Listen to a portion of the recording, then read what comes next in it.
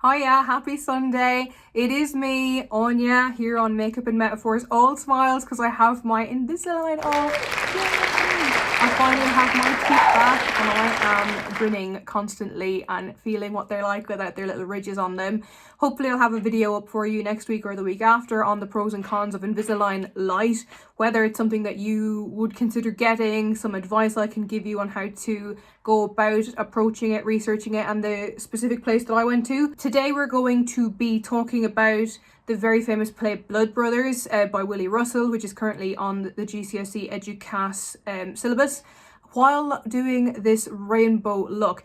Read books, serve looks, read this play, watch this play in the bio below. I will link you to the a YouTube version of it, as well as the songs. You can listen to the songs from the musical on Spotify. So read that book, serve this look in particular.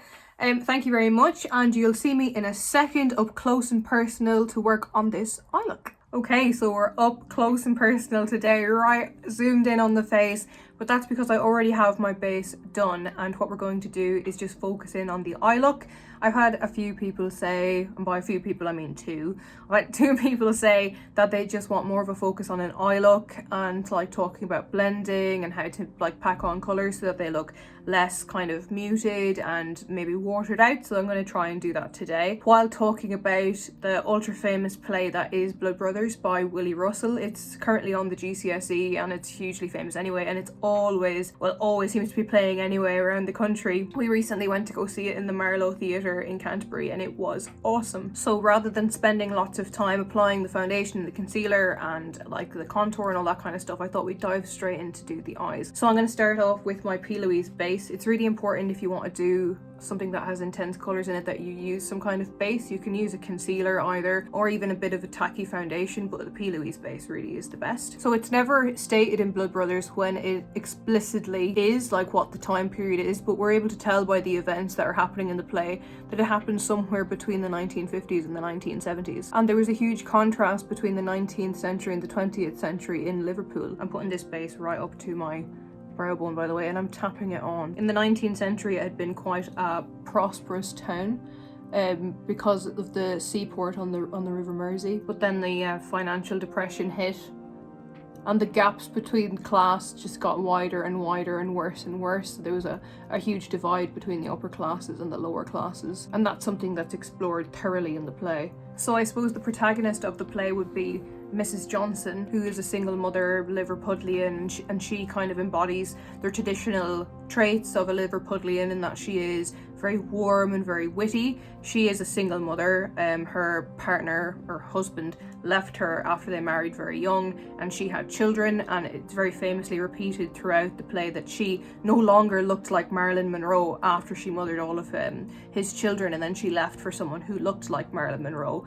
And again, just the connections to Marilyn Monroe, like obviously if you look up about her death / suicide / murder, and obviously her tragic life, like there are so many times in this play that we are reminded that the play is a tragedy, but you just end up kind of getting your hopes up. Okay, I've got a big palette of colours here in front of me, so we're going to start off with red for the edge of the rainbow. So in the 1980s in Liverpool, unemployment was at 25% and factories were closing and people were on the dole or welfare or benefits or whatever you want to call it. It wasn't a rare occurrence. People had to use it to survive because there had been so many people in public schools that weren't getting any qualifications whatsoever, which we'll talk about in a second, and why they weren't getting any qualifications. But they weren't getting pretty much any qualifications at all. So when they came out, they depended on these manual labour jobs in factories, and then when the factories shut, there wasn't any sort of backup plan, nothing for them to go back into. We can see this both with Mrs. Johnson's children, Mickey and Sammy, that they end up doing like manual work and then obviously end up out of work and have to turn to a life of crime. Why did Mrs. Johnson end up a single mother? Well, we're in a time where sex before marriage and children before marriage was highly frowned upon, stigmatized, and if you had children outside of marriage, it was seen as obvious that you would then get married, even if they're so young. And divorce was a rarity taboo, again stigmatized. So I'm just packing on the colors right now. I'm using a different brush for each one, as you can probably tell. Or if you have a color switch, which is basically like a sponge in a pan, you can just swish the color in it. So far I've got Ring Out Your, so red, orange, yellow, and then I'm going to put green in the inside of both of them. So my friend Georgie loves colourful eye looks, and I told her that I would upload something that focused specifically on more of an eye look, so this is for you, Gigi. So I'm packing it on before I do most of my blending, and to be honest, the P. Louise base is doing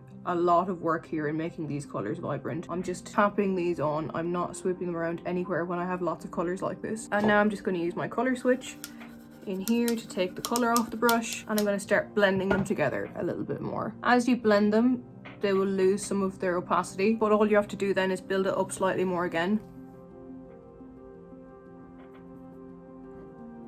So again, I'm cleaning it every time I go back just to make sure that it's super seamless and blended. So grammar schools were free from 1945 onwards, but in order to get into them you had to pass the 11+, and that's still a thing in Kent. I think that Kent is the only place that still actually has the 11+ to get into grammar schools, but I'm not sure. But I know that it's very stressful for children to go from primary school to do this huge exam to get into a secondary school. I've witnessed it firsthand. And the score to pass the 11+ was kept insanely high on purpose, so that only children who kind of had the privilege of maybe extra tutors and extra help and a family that was educated would even be able to pass. So even though it technically was open to everyone really couldn't pass, especially if you came from an underprivileged background. And everyone left school at 15 back then as well. So if you were in a grammar school, you know, you could go on to college, university, but if you were in a normal public school, you actually couldn't sit the GCSE unless you were deemed bright enough. So you could go to school and just come out with absolutely nothing.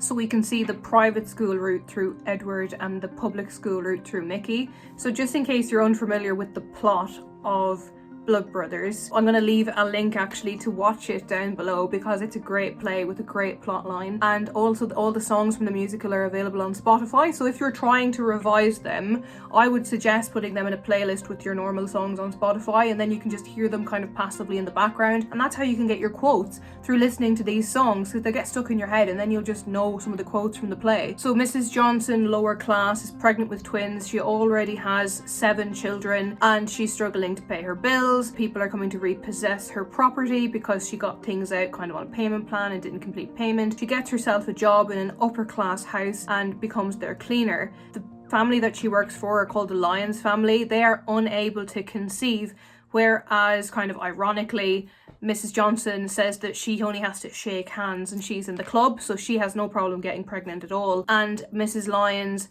uses, I would say, like almost upper class manipulation on her. She's able to, she is more educated, she's brighter, and she's able to like emotionally manipulate Mrs. Johnson into basically saying that she will give up one of her twins to her so that she can have the child that she always wanted. And obviously after this deal goes down, Mrs. Lyons starts to get very, very paranoid that someone's going to find out, and she fires Mrs. Johnson and basically blackmails her into being quiet for the rest of her life.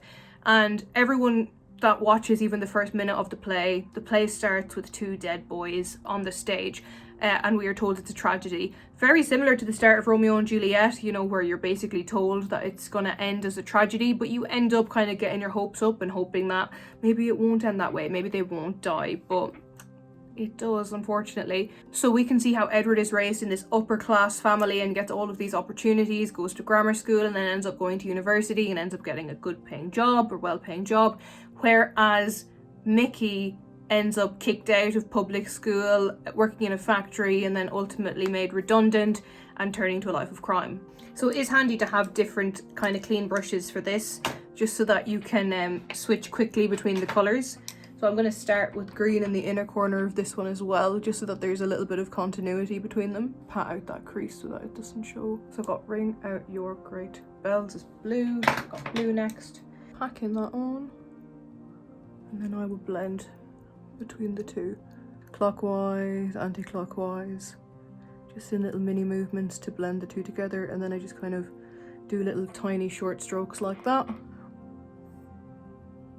So it's very common for the working class to live in council houses during the 50s and the 60s, and while like they had a lot to offer and it was great that there was somewhere to live, there was a lot to be desired as well for these houses. They didn't have an inside toilet or bathroom, and they had no central heating, and they very rarely had gardens, and some of these people had quite a few children, so you can imagine they had nowhere to play like near the house, so maybe they'd be out on the streets, and again this could lead to, you know, not the best behavior. But I'm trying to get some separation between these blues to make sure that they look a different color, so I'm trying to get this one as dark as possible so that the other one can look nice and light. I think some people underestimate, if you want to have a pigmented makeup look or a pigmented eye look, you don't just pop on a little bit of eyeshadow. Sometimes it takes quite a lot of work to get all the colors there and pigmented and blended. So in an effort to give people who are living in the council house is a better life, new towns were invented or built, and this is called Skelmersdale in the play. So Skelmersdale is this new town,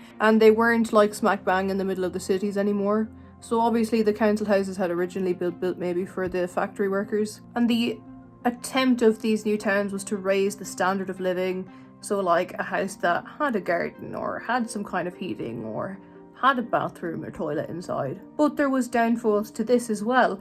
So moving to a brand new area far away from the place where you knew, from your family, from your social circle, like your support network. Don't mind me. You could say that the main aim of the play is to really highlight that it wasn't due to the lack of ability of the working class, but the lack of opportunity that was presented to them.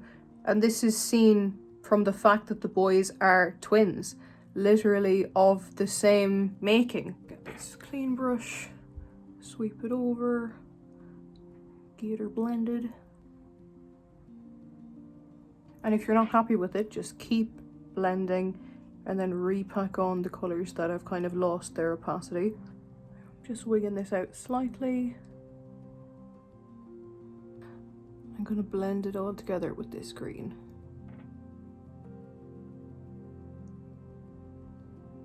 Okay, so that's the very basics done for both eyes. So a tiny bit of fallout under there, but we'll fix that. Rub it away, or brush it away. Don't rub it or it'll blend in like the actual shadows. So I'm just going to do this just to blend it up the side a little bit. Okay, so this eye's looking lovely and opaque. This eye looking a tiny bit patchy around here. But when I add some highlight and darken up my eyebrow again, I think it'll look good. I'm just making sure that underneath they all line up together. So I've got green, yellow, missing a bit of orange there. So let's pop that in. Can't find the brush. Lovely. Right, I'm going to put on eyeliner and lashes and see how this looks. Alright, so I've put on some eyeliner and some lashes, and now I'm just going to redo my brows and do a little bit of highlight.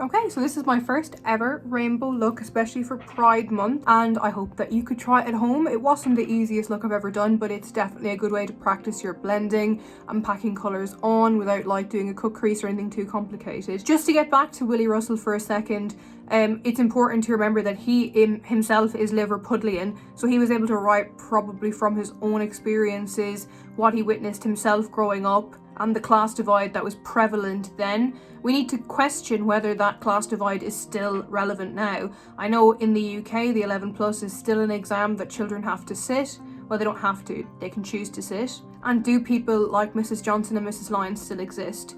Are there still single mothers suffering, trying to get by, working more than one job in order to support their children? And are there still upper class people who would underhandedly try to manipulate those below them in an effort to get what they want?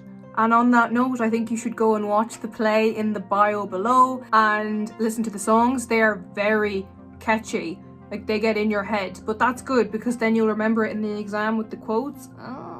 So thank you very much for joining me on this beautiful Sunday. At least I hope it is. It's Saturday now.